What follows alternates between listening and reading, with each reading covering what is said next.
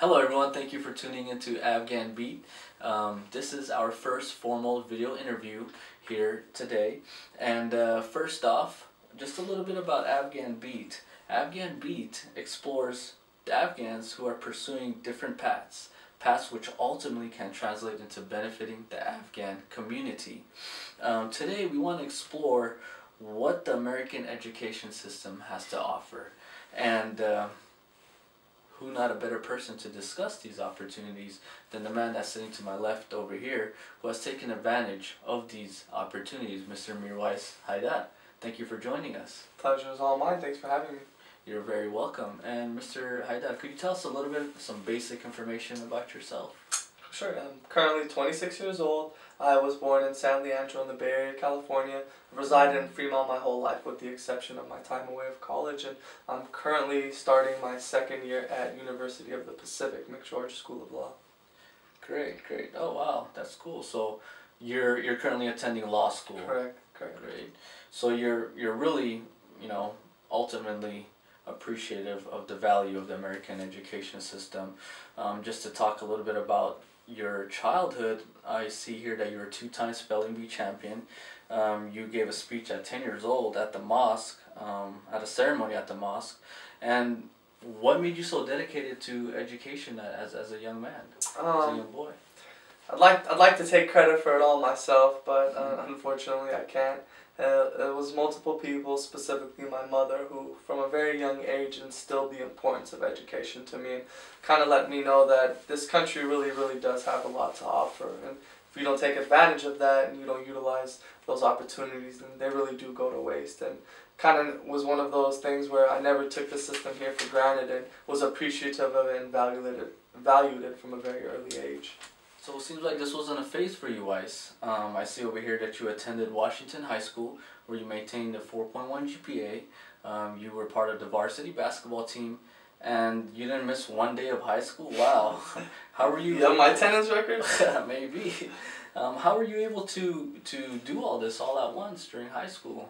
I mean, it's just prioritizing, multitasking. I mean, I never have been a person who wanted to limit myself to one thing, and I've been a firm believer that just because you value education doesn't necessarily mean that you have to do it at the expense of something else. And so I've always been a fan of basketball. I've played it since I was a very young age, and so I didn't want to give that up just because I wanted to really focus on school. And so obviously, it requires you to put time aside and to prioritize your schedule. Unfortunately, I was able to do so. Excellent.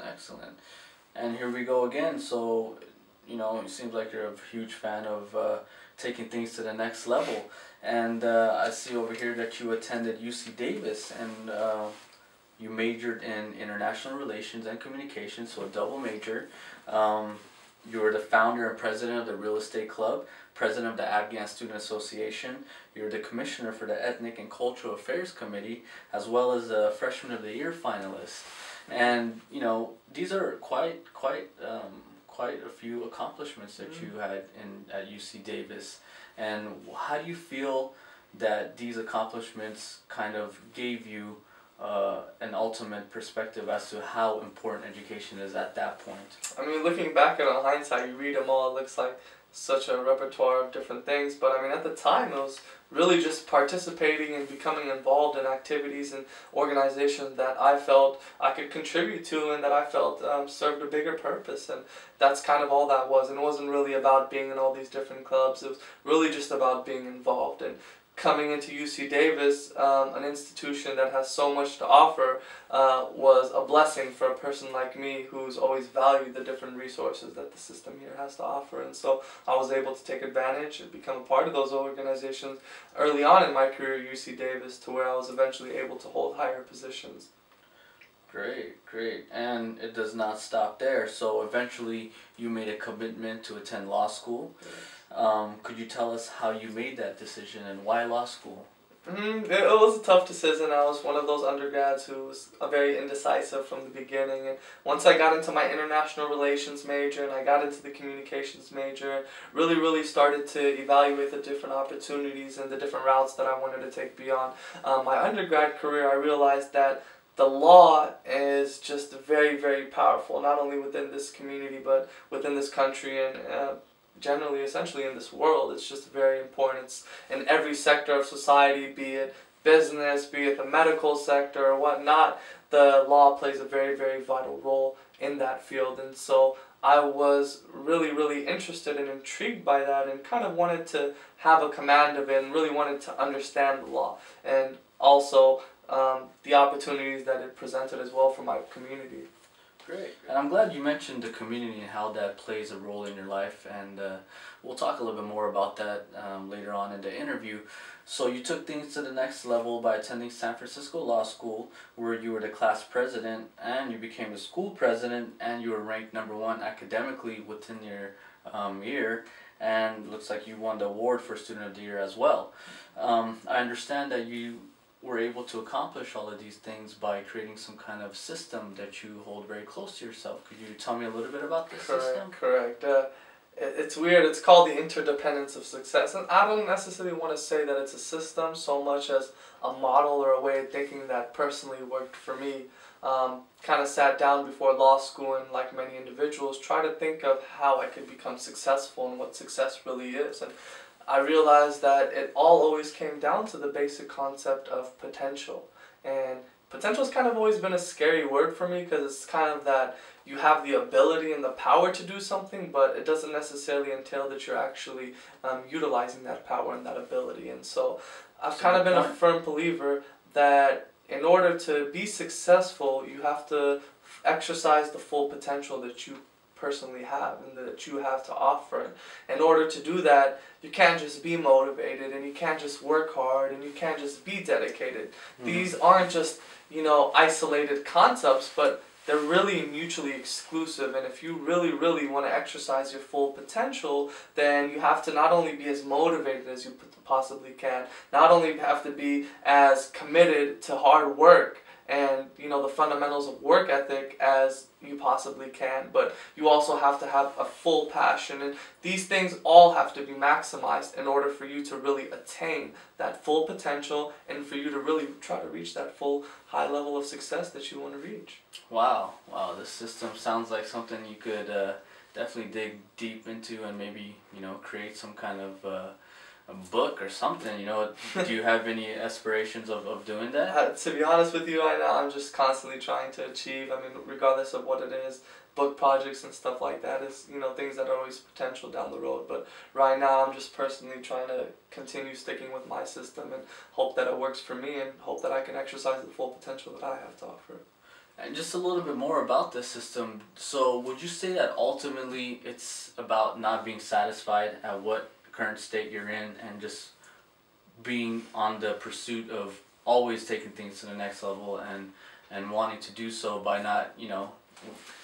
I think it's a combination really of all those things. I mean, you can't be satisfied, because once you become satisfied and you become content with where you are, then it becomes difficult to constantly try to move up and constantly pursue new goals. So I would say it's a combination of both. You want to consistently create new goals and not necessarily be content with where you are. That doesn't mean don't be satisfied with what you're doing or don't be proud of your accomplishments, but it just means don't ever stop at an accomplishment, because there's numerous accomplishments that are out there and that you could potentially achieve. So just constantly strive to, you know, do bigger and better things, and never give up, and be happy with where you're at. Well, obviously it looks like you did not stop, and you kept on pushing yourself to reach higher avenues of your educational journey, and we would like to congratulate you for being accepted into the University of Pacific McGeorge Law School. And is this something that just recently happened, and could you tell us a little bit about that transition, that experience? I'm still in the transition, to be honest with you. I mean, this is something that just happened on the first day of classes. I was actually accepted. I was a transfer applicant, and because of the success I was fortunate to be able to achieve during my first year of law school, I decided that I wanted to apply to some different schools, and some schools that I wasn't able to get a chance to apply to the first time around. And so fortunately I was admitted to McGeorge School of Law, which has always been a school that I've been interested in. It's always been one of my top choice law schools, so it's working out. Currently in the situation of getting everything situated out there in Sacramento, but I'm officially enrolled in classes, and I'm definitely excited to be there. Wow, I would imagine that everybody your peers at San Francisco Law School are probably really sad that you're leaving, and you're leaving your current class president position. How do you feel about it's that? Tough. I mean, it was a tough decision all the way around. And I mean, from classmates to professors to, I mean, really leaving my friends and family in the Bay Area and just kind of picking everything up and leaving the life that I'd become accustomed to back at home, and moving back out to Sacramento and near an area that I'd been already for a couple years at Davis. It was a tough decision, but I mean, you got to sit down and really evaluate not only what's in your best interest, but you know what's in the best interest of those around you. And you know, at the end of the day, that was the decision that I had to make. That's great to know. Now, Wais, I mean, based on this whole interview and everything that you've told us, from a young age, you know, you valued education, you took things to the next level. Ultimately, there seems like there's something that's really motivating you deep within you, something where you don't want to stop and you want to present yourself in a position where you could help the Afghan community down the line in the future. And the interdependence of success is something that is allowing you to do so. And could you tell us a little bit about, you know, what it is that you want to bring to the Afghan community in result of once you finish, you know, your journey? I mean, as far as the Afghan community, to be honest, I mean, I'm not here trying to be that person or to be anybody specific, but I mean, I just have a lot of aspirations for our community in general, and one of them is, you know, I want to be a representative for our community. I want to serve as the voice in, you know, times of need, in times that our community needs to respond, and, you know, in times that we need to be proactive ourselves and not have to wait for a response. And so I'm hoping that, one, you know, I encourage all my peers and, you know, even the youth that are growing up right now to really take advantage of the education system in this country, and, you know, really not to take it for granted. And that's kind of, like I said from the beginning, how I became to appreciate it, is just to not take it for granted and understand that, you know, there's students throughout the world and kids throughout the world that would die for the opportunity to be able to sit in a classroom and to have the basic necessities that, you know, we take for granted on a daily basis. And so I feel that, one, just being hopefully educated and having an education and foundation in this country is going to be able to allow me to do further things for my community and be able to provide the advice and the insight that they may need. And in addition, I think the legal specialization within itself is far-reaching. So the implications of knowing the law and the power that it commands, it's really expansive, and I hope that, you know, I can help my community, whether it's to be that voice and whether it's to provide them in a direction, or, you know, whether it's more specific and to provide them with a resolution to some sort of potential legal issue that they may have. But I'm excited, and, you know, I'm in my second year. I still have this year and next year, and so it's another challenge that I'm looking forward to embracing. Well, Wais, here at Afghan Beat, we support you 100%, and we definitely wish you the best of luck. And I just want to mention that, you know, you do have a voice in the Afghan community. You're very active, and you know, a lot of the younger generation, they have, you know, came to us and they have told us about, you know, how what they need to do. I mean, they just feel so lost, and they don't know what direction to take in life, whether it's you know, an education or whether it's a personal matter and things like that. And the avenue that you're taking through law school has definitely been something where, you know, it seems like you definitely want to help the community and the youth as well. And what else would you say to the young Afghans out there? And I mean, in addition to everything, it's just don't take anything for granted as far as the system that we have here. Really take it seriously, because you really get one shot at it. You know, I personally have friends who have regrets about missing classes, and, you know, they tell me that, hey, if I would have went to class every day, I would have got a 4.0 too. You know, but the fact of the matter is that you didn't go to class, and that you didn't get that because you didn't exercise that potential. So you got to really look deep down inside and understand that you have something to offer, not only to yourself, not only to your family and friends, but to your community. And if we aren't that voice for our community, and if we don't represent our beliefs and our, you know, ideologies, then who will? You can't necessarily sit back and rely on others. So I encourage everybody to take advantage of the system that we have here to offer, because, like I said, you get one shot at it, and you want to definitely make sure that it's the best one. Absolutely, I totally agree, and I personally feel like it's that time right now for the Afghan community. As you can see, you know, there's many generations that are becoming ahead, and the youth specifically are you know, they're getting a lot more and more, and a lot of them are involved in education. A lot of them are going to colleges and universities that where they want to pursue different aspects of. And it's not easy, and that's the thing. You know, people do get lost. It's a big world out here. It's not easy, and it's easy to get lost. But you know, I encourage everybody to just keep your eye on the prize at all time and realize that there's a bigger purpose and a bigger picture to everything. So don't get caught up. You know, people make mistakes, and nobody is perfect.